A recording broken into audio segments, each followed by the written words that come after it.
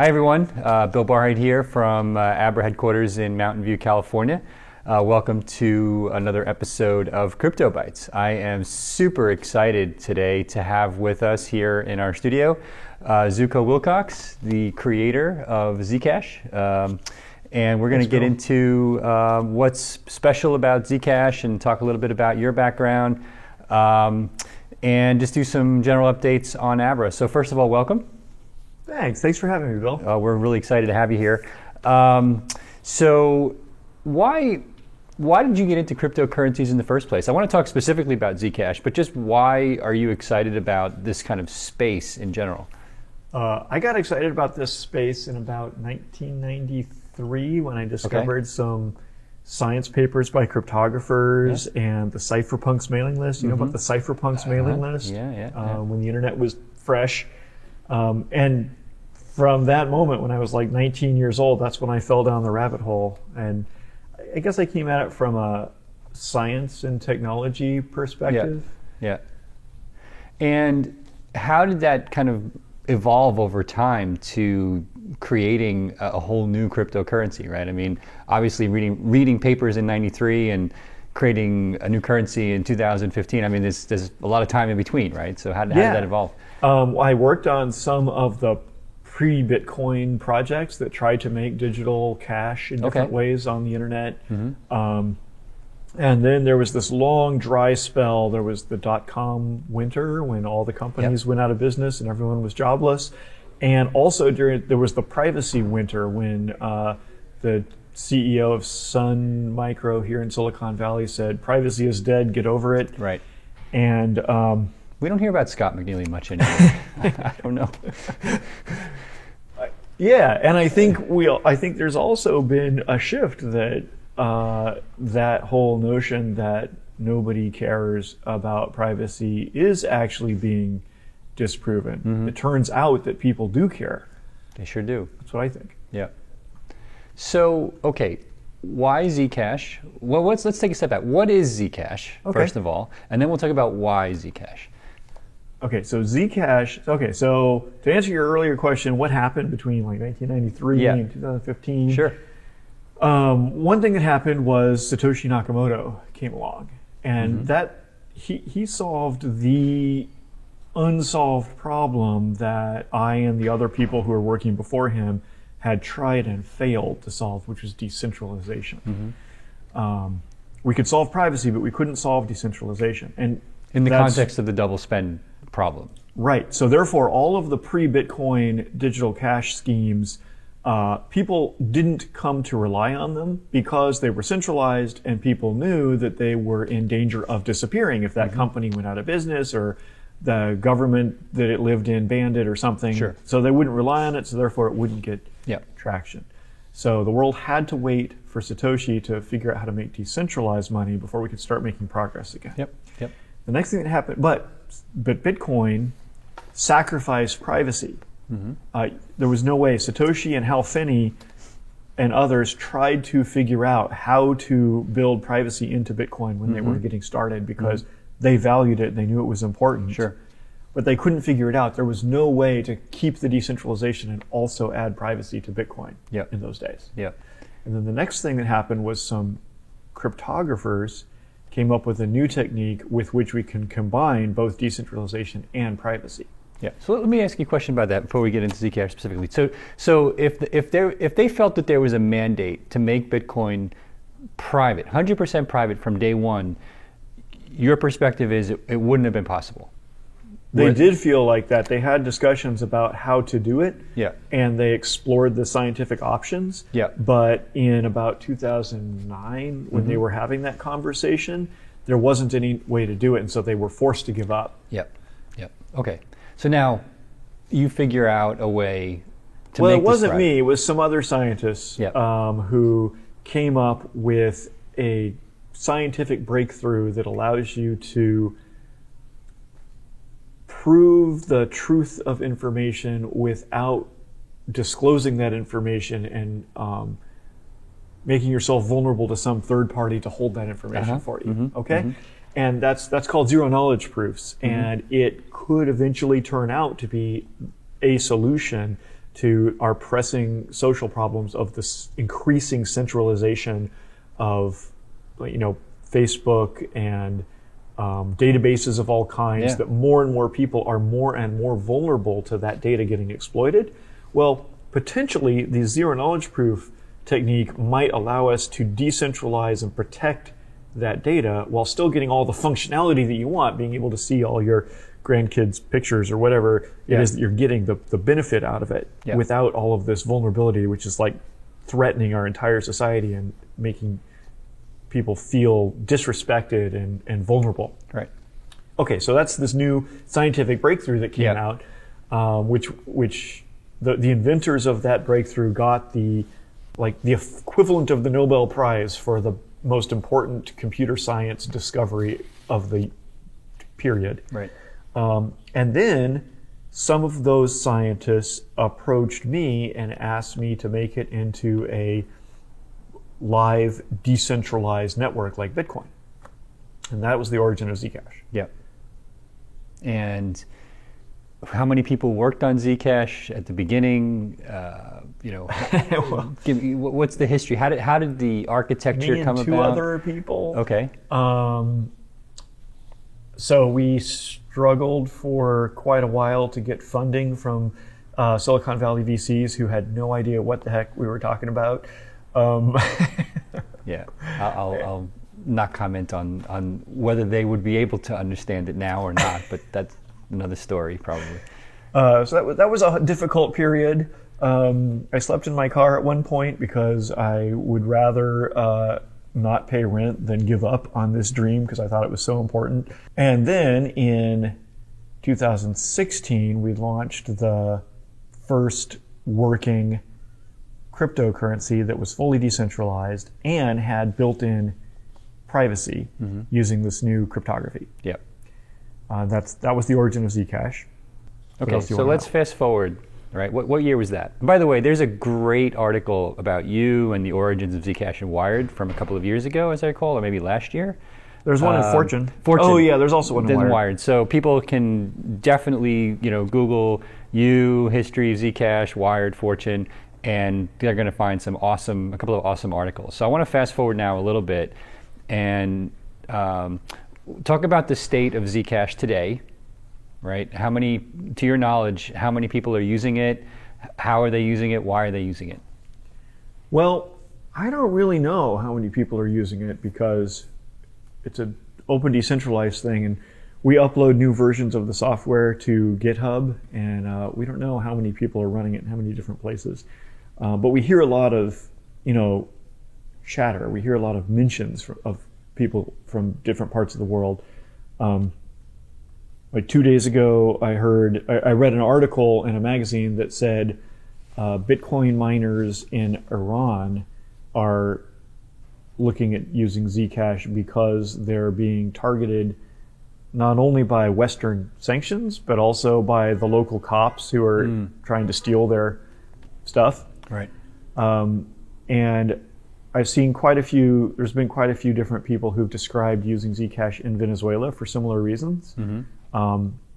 It's not that it's illegal and they're trying to avoid the laws, it's just that the cops are thieves and they're trying to avoid getting robbed. Yeah.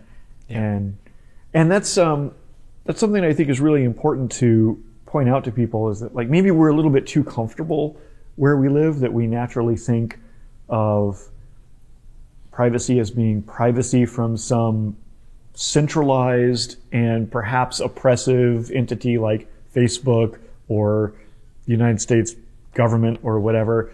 But in most places, and also maybe in the United States, privacy is also privacy from random hackers on the internet. Absolutely. And your creepy ex who's stalking you, and advertisers who are just following you around the internet. Yeah, I agree with that.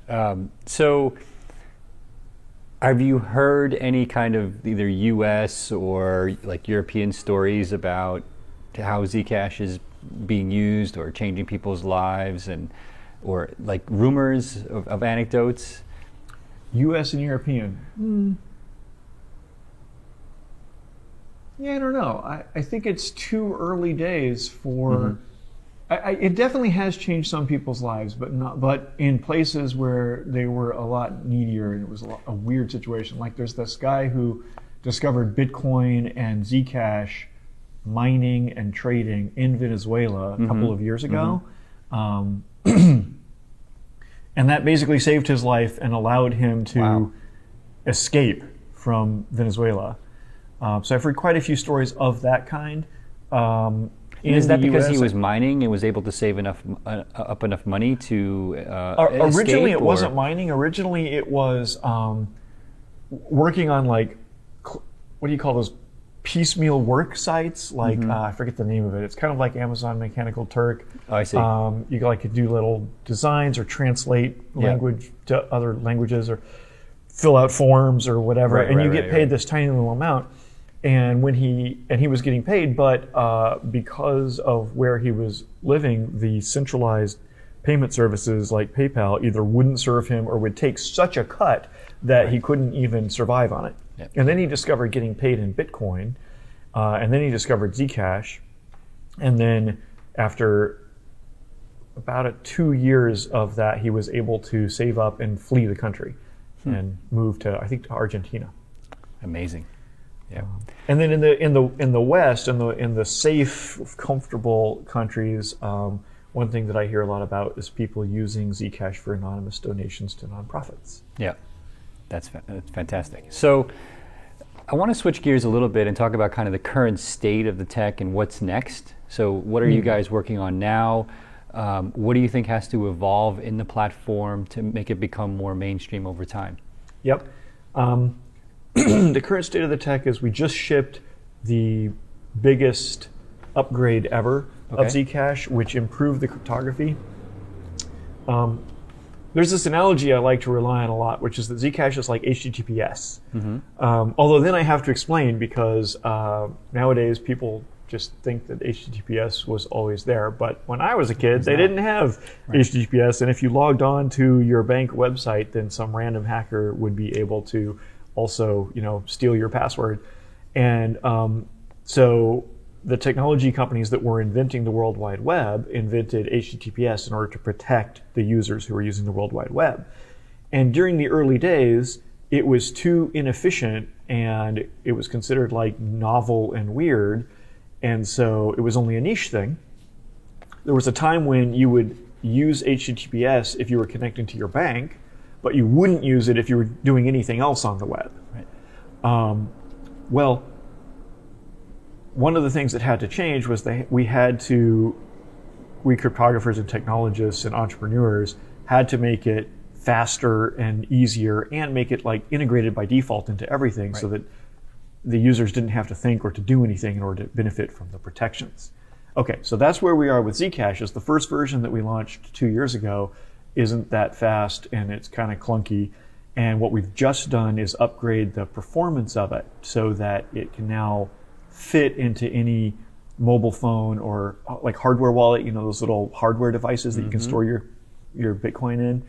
And what we're working on for next year is similarly improving the user experience and the scalability and helping it get integrated into more and more platforms and products and exchanges and businesses. All right, so let's break that down one at a time. So I remember, it's already in Abra, by the way. Yep, that's right. We'll come back to that too, but let's break it down one at a time. So I remember 20 years ago, so I was on the team at Netscape that, after we created SSL, we were out working on certificate authorities.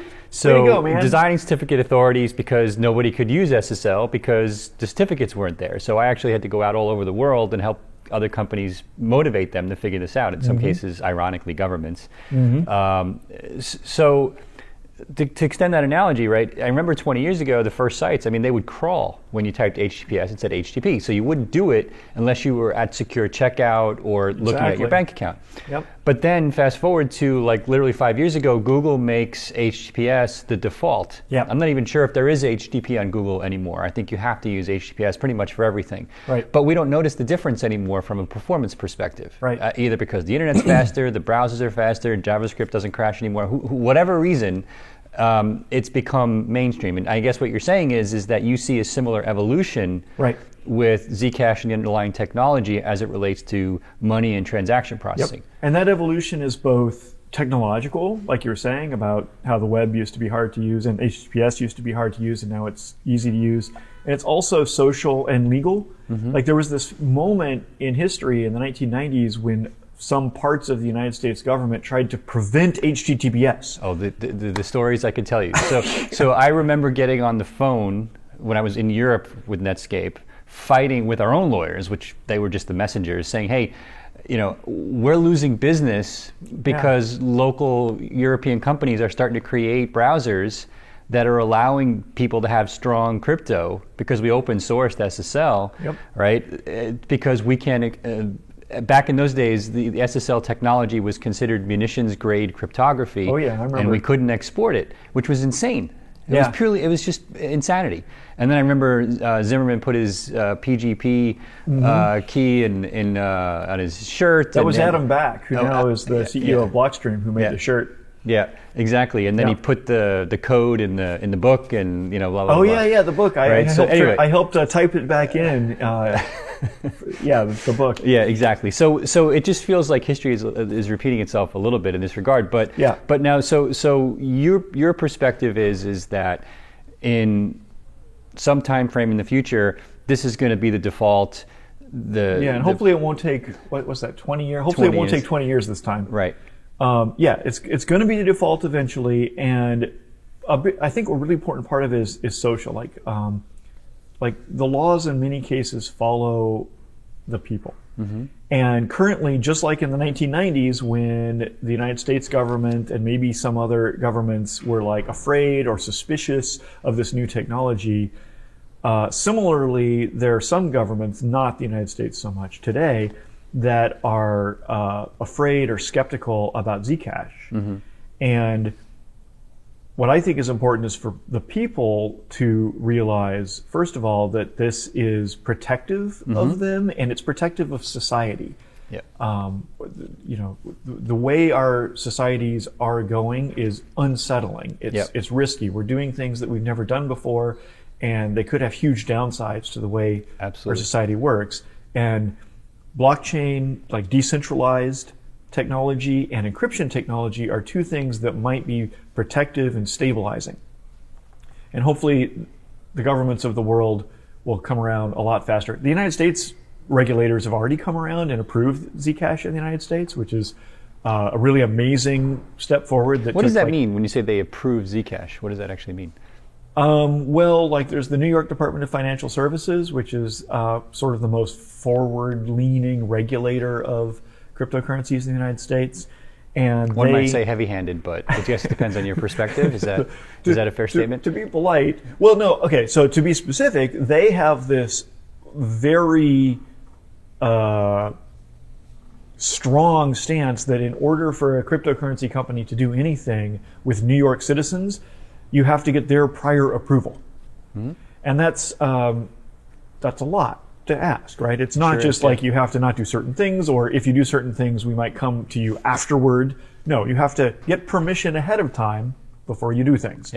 So what's, I think, very surprising and notable is that the New York Department of Financial Services has given prior approval to companies to serve Zcash to New Yorkers. I see. And it's one of only probably 7 or 8 coins that have received that kind of approval so far. Gotcha. And I'm really glad it happened now and not 18 years from now. Yeah, very interesting. Okay, so we have these upgrades coming, or that are being released now. Improves performance. Hopefully improves user experience. Obviously, we're excited. We support Zcash in the Abra app. Hopefully in the next few weeks with the deposits and withdrawals. I'm also excited about that. But excellent. I think the operative question here is, let's take a step back. We talked about the history of the internet and how HTTPS came around.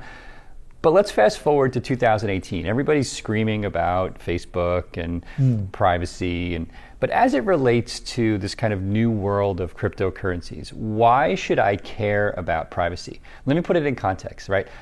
Unfortunately, our perspective here is that when you try to explain like a non-custodial key, for example, to the average user, they just don't care. Right? Until they've been hacked. Then they care, right? Then they're like, well, wait a minute, leaving my crypto online, right, at an exchange probably wasn't a good idea in the first place. Yeah. But I only get that now, right, because I've been hacked. And so why should I care right now about privacy as it relates to cryptocurrencies? One problem with privacy is it's too late to take it back after you've been hacked. Similarly, with having your private keys stolen, for sure. You should care ahead of time if possible. Yep. People should realize if cryptocurrencies really come into their own and start being used as money, which they are used as money by some people, enough people to prove that it really works and it continues to work year after year. And it's enough to prove that some people value it and they care about using it as money, not just as a speculative investment. Yep. But people need to realize that if you use cryptocurrency as money, then you're losing privacy in an even worse way than with all of the other problems we're seeing on the internet. Yeah. That is not only, like if you get paid your salary in Bitcoin and then you go to the coffee shop and you buy a coffee, yeah. Not only does the coffee shop owner get to find out what your salary is, which is not what people expect. Right. And not what should happen. Not only does your boss get to find out where you go and how you spend your money, but random third parties get to find out. Like criminal hackers who are looking for people to hack into their phones and steal their money, they get to find out your salary and where you go for coffee and when.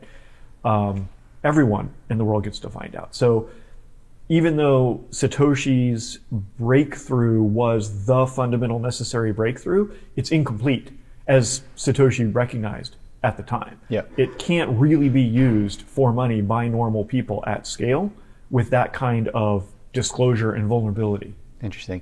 So there was this finding or ruling, I don't know what the legal term is, from the Treasury Department a few weeks ago, Office of Foreign Asset Control, OFAC, that basically made it illegal to work with or sanction a couple of wallets based in Iran. I think they're based in Iran, as far as they could tell. Yeah. Now, what's interesting about that is that, given what you just said, if Bitcoin in those wallets, right, working your way backwards, touched, somebody in Mountain View's phone a few months ago, and you can tell that because of the way Bitcoin works, that's a problem. And nobody really understands the implications of that. Yeah. I would posit that actually makes the money kind of non-fungible, and that shouldn't be a problem. Right, and nobody knows if there was some Bitcoin that was in one of those wallets, and then it transferred to a new address, and then it transferred to another new address. Yeah. And then, you bought some on a service and it went into your wallet.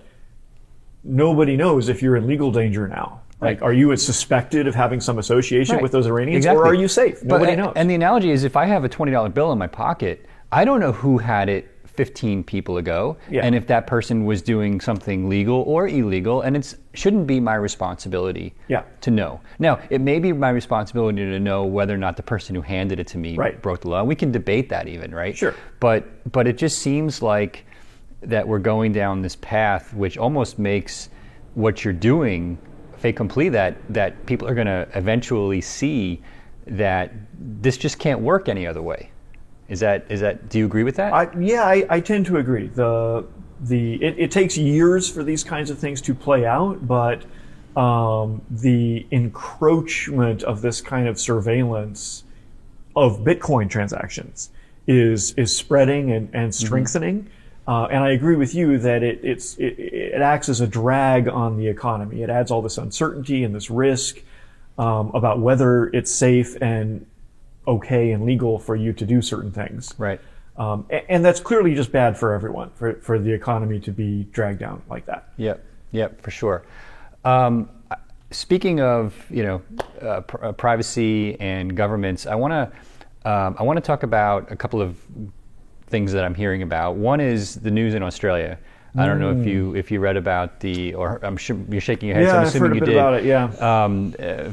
For everyone who may not know, the Australian government basically passed a law, which, as I understand it, that says more or less anybody who provides end-to-end encryption must now provide a backdoor based on a subpoena process to the Australian government, which I think pretty much affects every software product on the planet.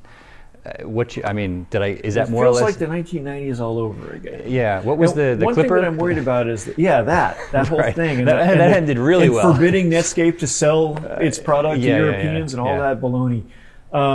This is basically a very similar things happening with all the companies that have to decide what to do with, just if they're going to serve Australians now. Right? Or payment processing companies who use end-to-end encryption. What are they supposed to do? One thing that bothers me about it, aside from I'm already concerned about the effect on Australian society for the sake of Australians, but also Australia is part of what they call the Five Eyes group. It's an alliance of military espionage teams. And so I assume that group, which includes the United States, they basically picked Australia as the one that would have the least resistance from the polity, from the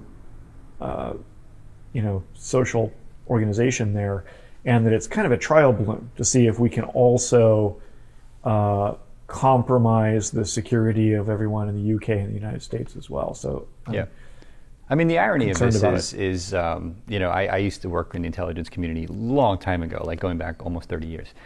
And so I'm out of date, but I hear a lot of rumors, right? And one of the rumors I hear is that people in the intelligence community use Wickr to communicate, which is, if you're not familiar, Wickr is it's like Signal or WhatsApp, but apparently incredibly secure, right? And hack-proof, right? And they're all using it amongst themselves for that reason, which I find to be the irony of all ironies, given this discussion.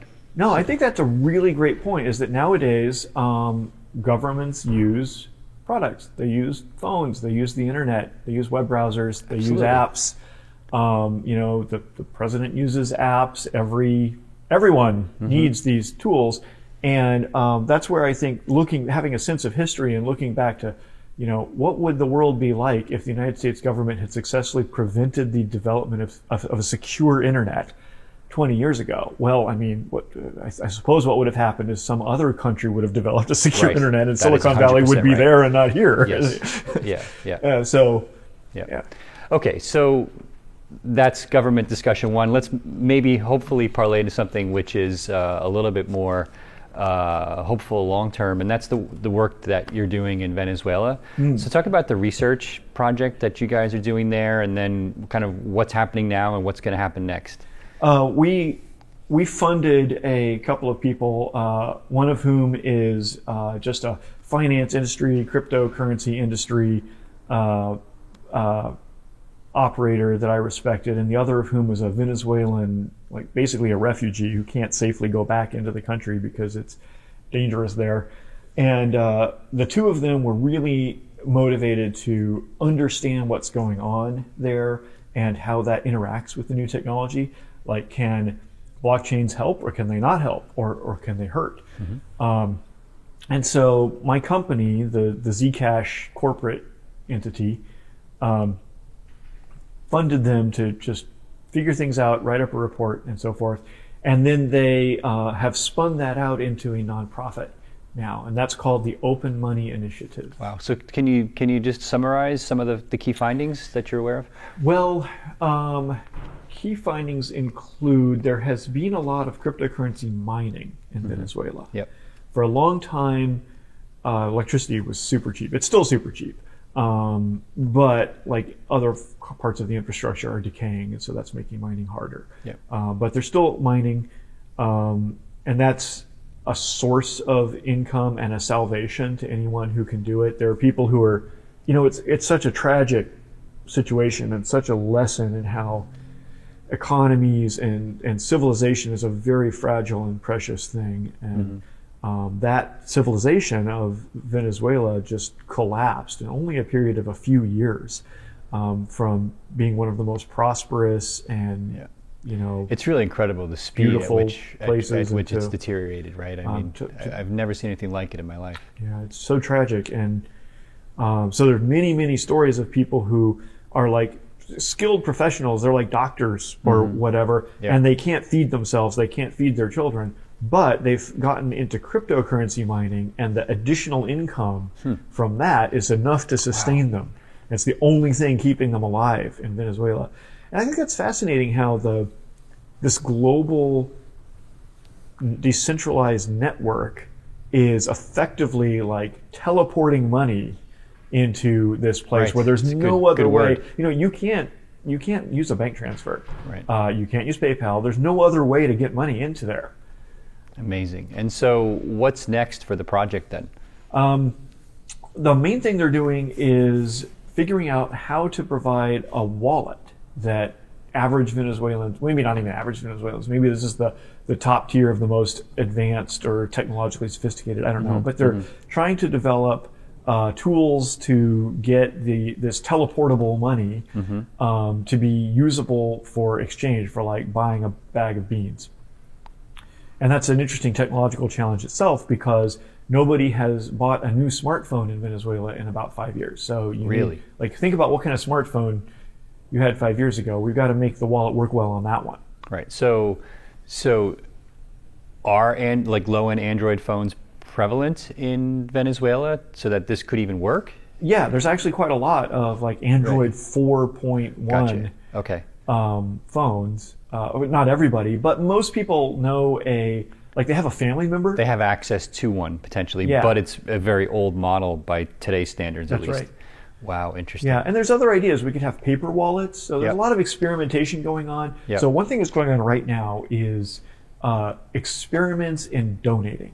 And I'm pretty enthusiastic about this because it's an experiment. It might help. Of course, like any experiment, it might turn out that it doesn't help. But it involves bringing in money from people externally, like rich first worlders who are just trying to help, who sends to teleport some of their money in and then hand it out to Venezuelans along with an app that lets them use it. Possibly Abra in the future if we get that running. Yeah. Although Android 4.1 might be a problem. But, that is one of the problems. For this, we might be motivated to figure that out. There's a donation drive operated by a for-profit company called AirTM. Yeah, I saw that. AIRTM. They're down in Mexico. It's a Mexican company. It's great. And they have a lot of users in Venezuela. Yeah. And they're trying to raise. They've raised at least $100,000 already, wonderful. just from everyone around the world. And again, I just love I love the ease of it and the teleportation of it. Somebody sees this, they see that there's a way they could help, and they just click and send some of their money to donate into this. And now, what happens on the Venezuelan side? So if I happen to have an Android phone that supports their wallet and I receive Zcash, what am I doing right now with that Zcash most likely? Do you guys have any insight into that? That's part of the experiment, and there are many experiments going on. Well, this is going to be the biggest when it happens. After they've raised the money and they start distributing it, that's going to be the biggest experiment. That's a really good question. I assume that a lot of people are just going to want to immediately spend it, right? They're just going to get $10 worth of Zcash. Oh, by the way, this isn't just Zcash. They also have just like basically a stable coin, like a US dollar denominated balance you could get, or a whole bunch of Bitcoin cashers donated a whole lot of money because Roger Ver offered to match all of their donations a couple of days ago. But anyway, so it's not just Zcash, but they're going to get $10 worth of something in this wallet. Yeah. And it's going to be really interesting to see what they do with it. A lot of them have like an urgent need, right? Right. They're like, new pair of shoes. And are there, I assume then if you say they're spending it, that there are merchants then in this ecosystem that are also using that wallet that are willing to accept that as a form of payment as well.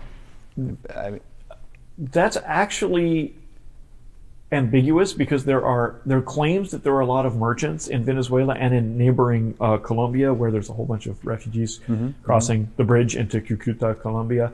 So there are definitely some merchants who accept cryptocurrencies there. However, when the Open Money Initiative has sent like people on the ground to visit those merchants, they've often found out that they don't actually know how to work the technology, and you can't actually buy anything with cryptocurrency at that merchant. So this is one of these experiments where we really have to learn and iterate in order to make it useful for people, and we're not just like gesturing. This is awesome. So we'll make sure when we post the Abra blog article on this video that we'll include links to whatever sites people can go to either donate or find out more, read more, read the original article or the research report. Jill, right, is the researcher? Jill Carlson. Jill's fantastic. Alejandro I'm very Machado. impressed with Jill. Yeah, me too. And read her and her colleagues' reports and find out more. So what's fast forward 5 years, what would you like to see happen in your world, in our world, over the next 5 years? I'd like to see Zcash or other cryptocurrencies, but Zcash for privacy and security. I'd like to see Zcash gain exponential takeoff for the first time. Like, Bitcoin has seen linear growth in usage. It had exponential growth in valuation at one point. Yeah.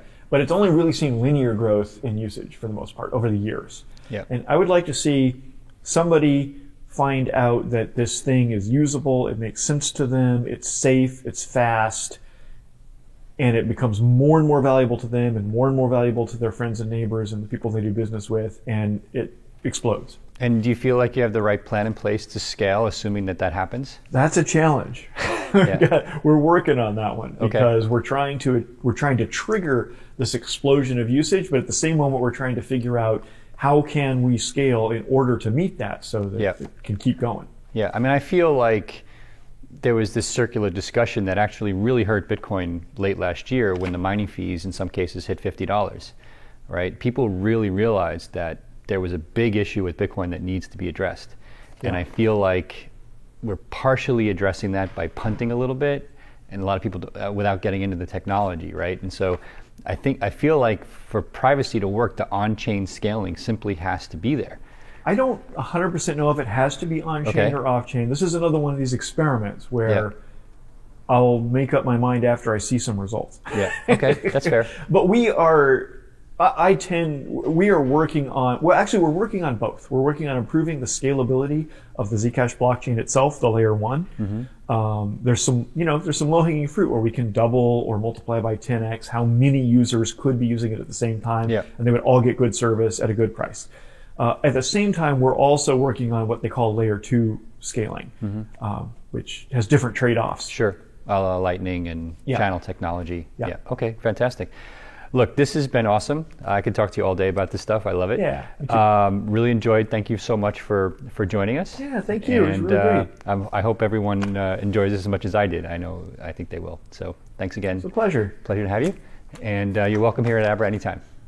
All right. Thanks, Bill. Thanks, everyone, for joining us at Abra HQ, and have a fantastic holiday season and all the best for a happy and healthy 2019. Take care, everyone.